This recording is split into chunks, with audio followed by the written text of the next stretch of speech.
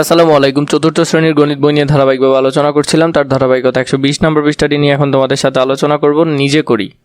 প্রথমে এখানে আছে অঙ্কে লিখি, এগুলাকে আমরা অঙ্কে লিখব। প্রথম অবস্থায় যেগুলো আছে 5.7, 18.3, 0.8। তাহলে এখানে প্রথমে আমরা যদি দেখি 5.7, তাহলে এটা হবে 5.7, পরেরটা হলো 18.3, পরেরটা 18.3, পরেরটা 0.8, পরেরটা 0.8।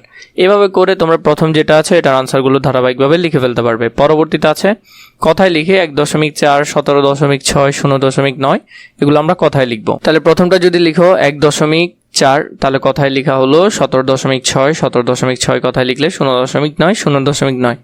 এভাবে করে এই দুই নাম্বারগুলো এখানের জন্য পূরণ করতে পারবে। নিচের জোড়াগুলোর মাঝের খালি ঘরে সম্পর্ক প্রতীক আমরা বসাবো। এখানের মধ্যে কোনটা বসে সেটা আমরা বসাবো। তাহলে এখানে যদি দেখো 2.5, 4.9, নিশ্চয়ই 4.9 বড়, তাই ওর দিকে মুখ করে থাকবে। 11.2, 23.4, নিশ্চয়ই 23.4 11 থেকে বড়। 2.1 আর 2, নিশ্চয়ই 2.1 বড় 2 থেকে। 2 আর 1.9, নিশ্চয়ই 2 বড় হবে। এরপর হলো 3.4, 3.8, তো 4 থেকে নিশ্চয়ই 8টা বেশি হবে। 10 ভাগের 1 ভাগ আর এদিকে 0.3, তার মানে এটা তো হবে কত? 0.1। 1 বেশি না 3 বেশি? নিশ্চয়ই 3 বেশি। 10 ভাগের 5, এখানে 0.2, নিশ্চয়ই 5 বেশি হবে। এরপর এখানে হলো 10 ভাগের 7, এখানে 1.2, তো 10 ভাগের 7 0.7, নিশ্চয়ই 0.7 থেকে 1 বেশি হবে। এরপর আমাদেরকে এখানে দিয়েছে যোগ এবং বিয়োগ করে। এখানের মধ্যে যে যোগ আর বিয়োগগুলো আছে এগুলো আমরা এখন ধারাবাহিকভাবে করব। 1 নম্বরের মধ্যে 0.7 যোগ 0.9, 0.7টি 0.1 এবং 0.9 সংখ্যাটি 9টি 0.1 নিয়ে গঠিত। সর্বমোট 0.1 রয়েছে। 7 যোগ 9 সমান 16টি। 16টি 0.1 মিলে 1.6। 0.7 যোগ 0.9 হলো 1.8 সংখ্যাটি 18টি 0.1 এবং 1.2 সংখ্যাটি 12টি 0.1 নিয়ে গঠিত। সর্বমোট 0.1 রয়েছে। 18 যোগ 2 সমান 30টি।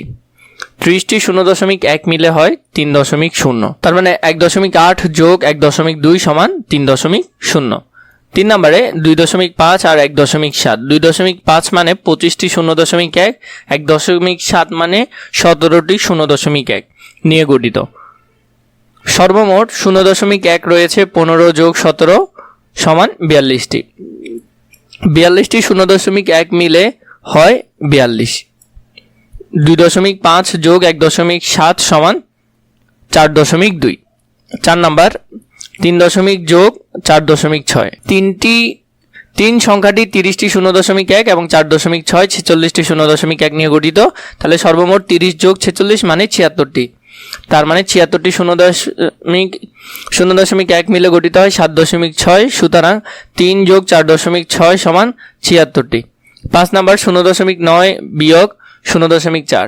0.9 সংখ্যাটি 9টি 0.1 এবং 0.4 সংখ্যাটি 4টি 0.1 নিয়ে গঠিত।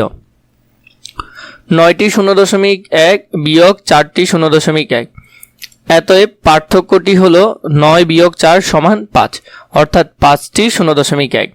সুতরাং 0.9 বিয়োগ 0.4 সমান 0.5। 6 নম্বর 2 বিয়োগ 0.6।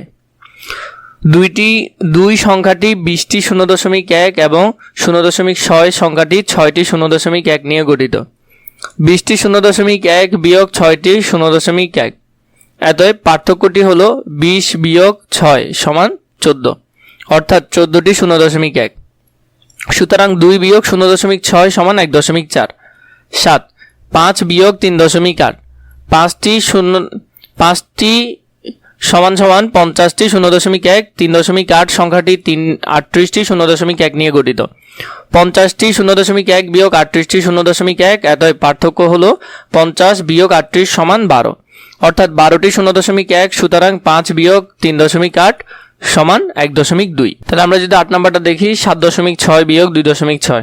তাহলে 7.6 সংখ্যাটি 76টি 0.1 এবং 2.6 সংখ্যাটি 26টি 0.1 নিয়ে গঠিত। 76টি 0.1 বিয়োগ 26টি 0.1, এতএব পার্থক্যটি হলো 76 বিয়োগ 26 সমান 50, অর্থাৎ 50টি 0.1।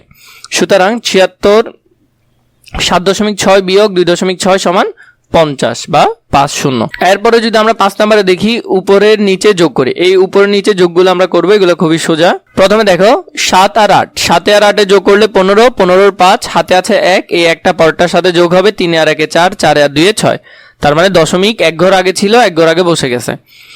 9 আর 6 যোগ করলে 15, 15 5, হাতে আছে 1, 5 আর 1 6, 6 আর 2 8, 8.5। এখানে 4 দশমিক, এখানে কিছু নাই মানে শূন্য আছে, তো 4 এর শূন্য যোগ করলে 4ই বসে যাবে, 4 আর 1 যোগ করলে 5, তার মানে 5.4। 4 নম্বরে 1 আর 9 যোগ করলে 10, 10 এর শূন্য, হাতে আছে 1, এই একটা পরটার সাথে যোগ হবে, 3 আর 1 4, 4 4 8, তার মানে 8.0। 5 নম্বর 0.9, 0.9 যোগ 0.4, তাহলে 9 আর 4 যোগ করলে কত হয়? 9 আর 4 যোগ করলে হয় যে 1.9 আর 4 হলো 13, 13 3, হাতে আছে 1, একটা পরটার সাথে যোগ হবে, তার মানে 1.3। তাহলে এইভাবে করে এই যোগগুলো করতে পারবে। 6 নম্বর আমাদেরকে দিয়েছে উপরে নিচে বিয়োগ করি, এখানে উপর নিচে আমরা বিয়োগগুলো করব। 8 থেকে 1 যাবে না, তাই 1 ধার নিয়ে 11 করলাম, 11 থেকে 8 গেলে 3, 3 বসালো, এখান থেকে 1 ধার নেওয়ার কারণে এখান থেকে 1 কমে গেছে, তাহলে এখানে আছে 3, 3 থেকে 2 গেলে 1, তার মানে 1.3। 2 নম্বরে 7 আর এদিকে হলো 2, 7 2, তাহলে আমরা যদি এখান থেকে করি 7 থেকে 2 বিয়োগ করলে হলো 5, 7 থেকে 4 গেলে হলো 3, তার মানে 3.5। এখানে হলো যে 9.0, তাহলে 0 থেকে 5 গেলে 5ই থাকবে, আর 9 থেকে 5 গেলে থাকবে 3, 3.5। 4 নম্বরের মধ্যে এখানে 8.1 আর এখানে হলো 9, তো 1 থেকে 9 যাবে না, ধার নিয়ে 11 করলাম, 11 থেকে 9 গেলে থাকে 2, 8 থেকে 1 চলে গেছে, তাহলে এখানে আছে 7, 7 থেকে 7 গেলে 0, তার মানে 0.2।